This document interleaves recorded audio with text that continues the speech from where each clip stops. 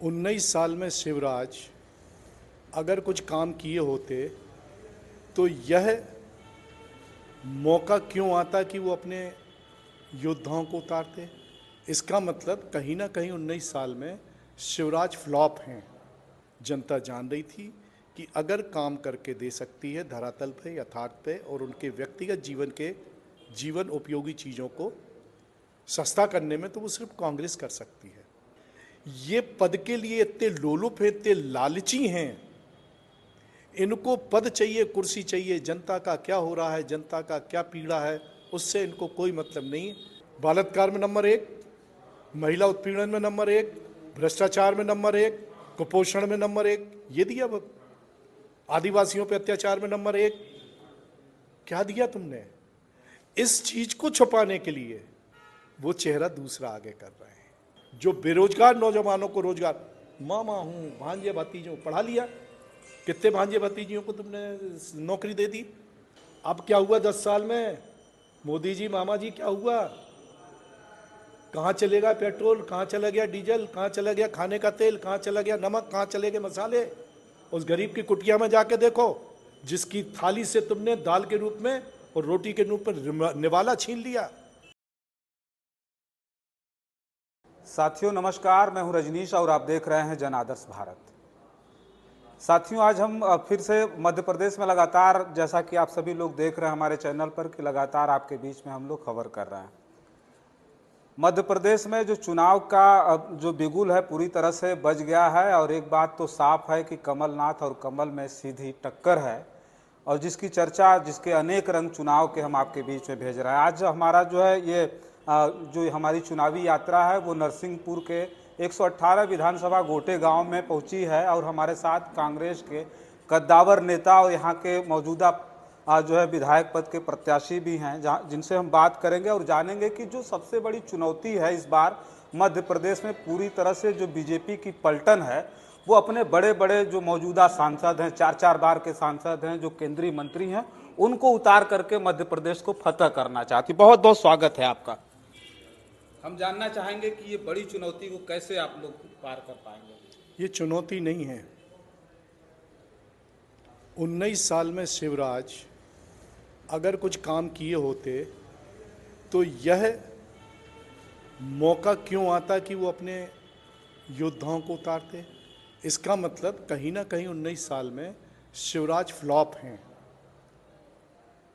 अच्छा, पिछली बार भी कांग्रेस ने जब सरकार बना ली थी 18 में, तो इन लोगों को इतनी ज़्यादा खलबली मची, तोड़ फोड़ के फिर से भारतीय जनता पार्टी ने वापसी कर लिया मध्य प्रदेश में।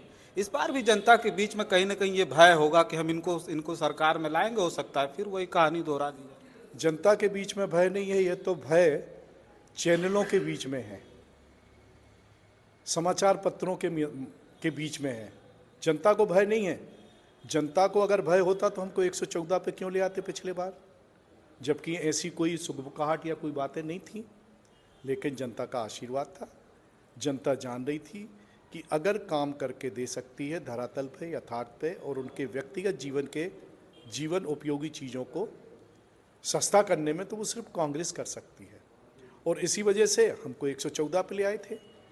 ये पद के लिए इतने लोलुप हैं, इतने लालची हैं, इनको पद चाहिए, कुर्सी चाहिए। जनता का क्या हो रहा है, जनता का क्या पीड़ा है, उससे इनको कोई मतलब नहीं।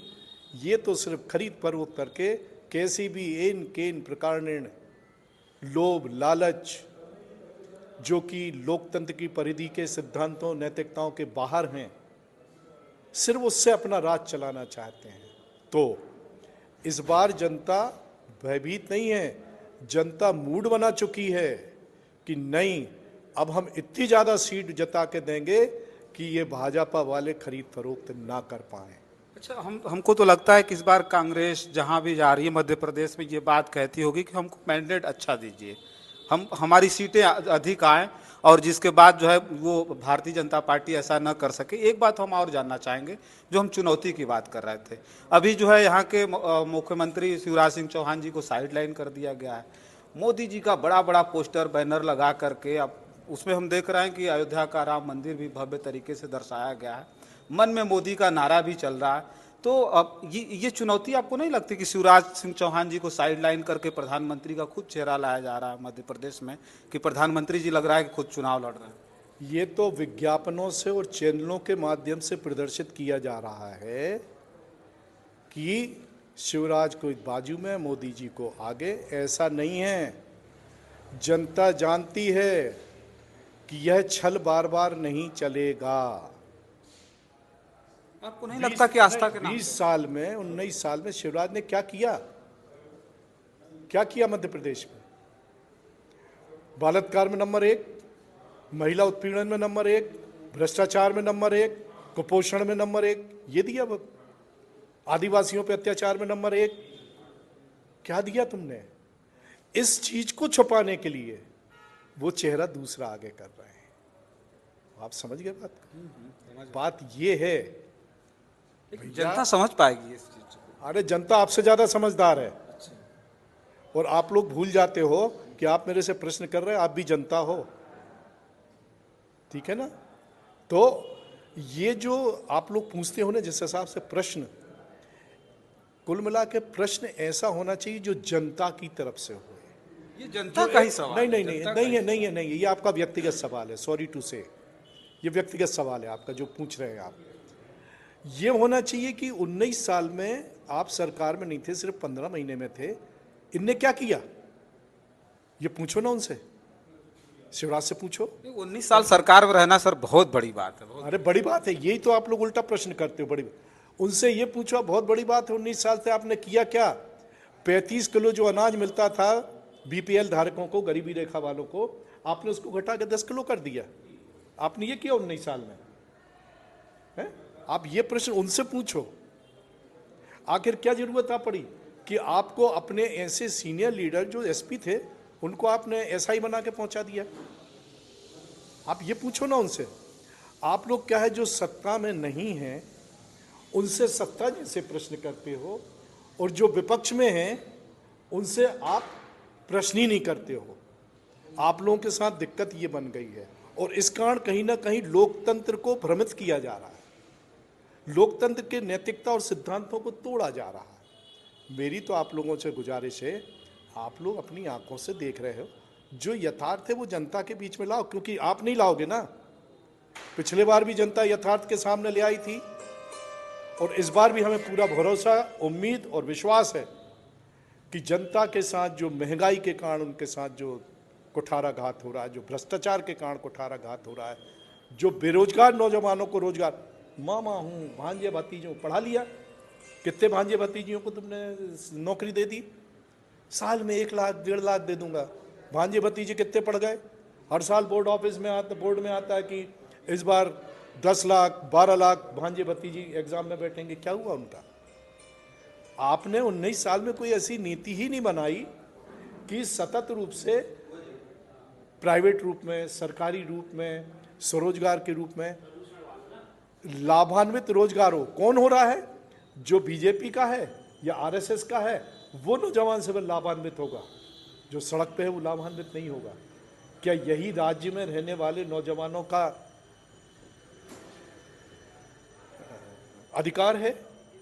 अच्छा, एक सवाल और करेंगे। बेरोजगारी और महंगाई के मुद्दे को जनता के बीच में, मतलब ये जनता समझ गई है बेरोजगारी और महंगाई को ठीक से, आपको ऐसा लगता है?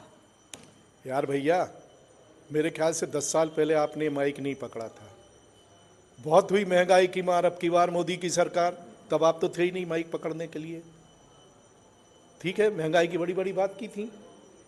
अब क्या हुआ 10 साल में? मोदी जी, मामा जी, क्या हुआ? कहाँ चलेगा पेट्रोल, कहाँ चला गया डीजल, कहाँ चला गया खाने का तेल, कहाँ चला गया नमक, कहाँ चले गए मसाले? उस गरीब की कुटिया में जाके देखो, जिसकी थाली से तुमने दाल के रूप में और रोटी के रूप में निवाला छीन लिया, और बोलते महंगाई तो है ही नहीं है। देखो लोग गाड़ी उठा रहे, मोटरसाइकिल, कारें उठा रहे। अरे भैया, सब लोग लोन लेके उठा रहे हैं और लोन उन्हीं को चुकाना पड़ता है, और जिनका नहीं चुकता, जाओ बैंकों में देखो कितनी गाड़ियां खिंच के खड़ी हैं। आप मन बहलाने के लिए ख्याल अच्छा है मामा,